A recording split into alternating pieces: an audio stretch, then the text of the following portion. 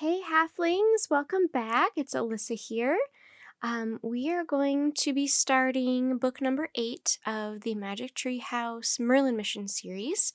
But before we do, I'd like to just say that if you haven't already, please subscribe to our page so that I can keep recording these videos and just to show support, and also to stay updated on when I upload them. So, with that being said, let's dive right into chapter 1 of this book. Chapter 1, The Last Unicorn. The November sky was gray with clouds. Jack sat reading in front of the living room fire. "Who wants hot chocolate?" his dad called from the kitchen. "Me, please," said Jack. The front door burst open, and with a gust of cold wind, Annie rushed inside. "Jack, guess what?" she whispered. "It's back." "How do you know?" said Jack. "I was walking home from the library." Annie paused to catch her breath.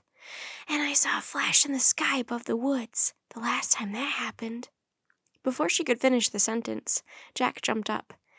"Dad, Annie and I are going to go outside for a while," he shouted. "Can the hot chocolate wait till we get back?" "Sure, have fun," their dad called from the kitchen. "I have to get my pack," Jack said to Annie. "Meet you on the porch." "Don't forget the rhyme book," said Annie. Annie slipped outside, and Jack ran up to his room. He grabbed his backpack. He checked to make sure the book of rhymes was inside. Good, there it was. Jack charged back downstairs.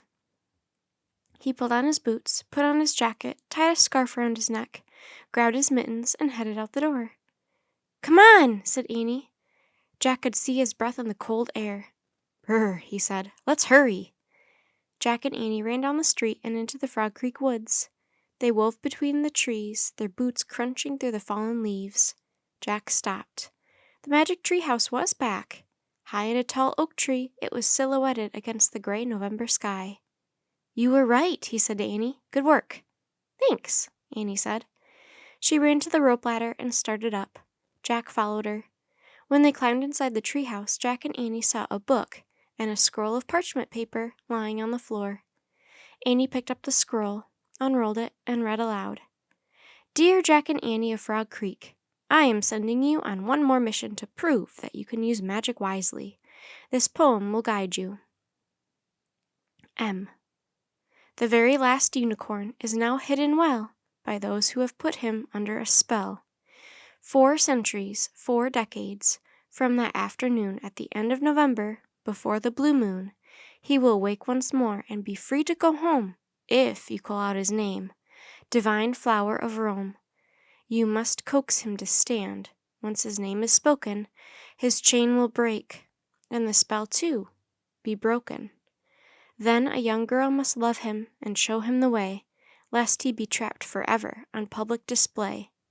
If he loses his chance to rise and depart, all magic will fade from his horn and his heart." "A unicorn?" breathed Annie. "I love him already. I'll show him the way." "But this poem is really hard to understand," said Jack. "What kind of research book did Morgan send us?" He picked up the book that had been left for them by Morgan Le Fay, the librarian of Camelot. The cover showed a row of skyscrapers. The title was New York City Guidebook, 1938.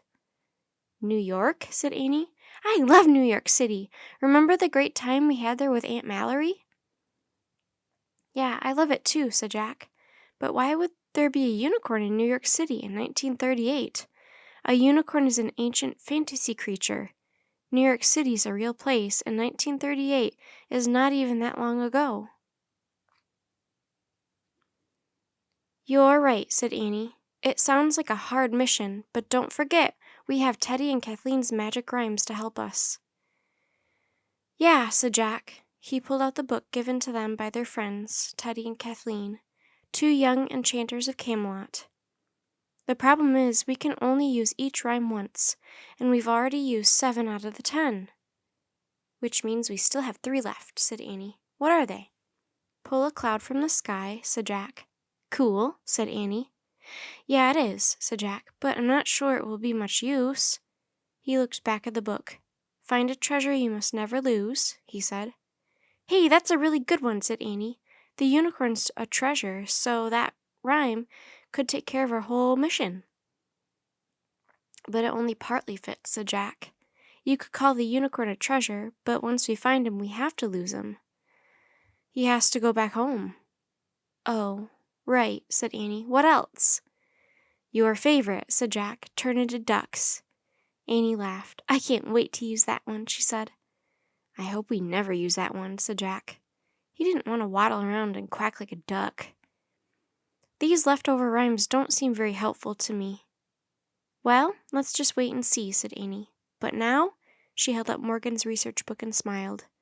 Jack nodded. New York City, here we come, he said. He pointed at the book's cover. I wish we could go there. The wind started to blow. The treehouse started to spin. It spun faster and faster. Then everything was still. Absolutely still.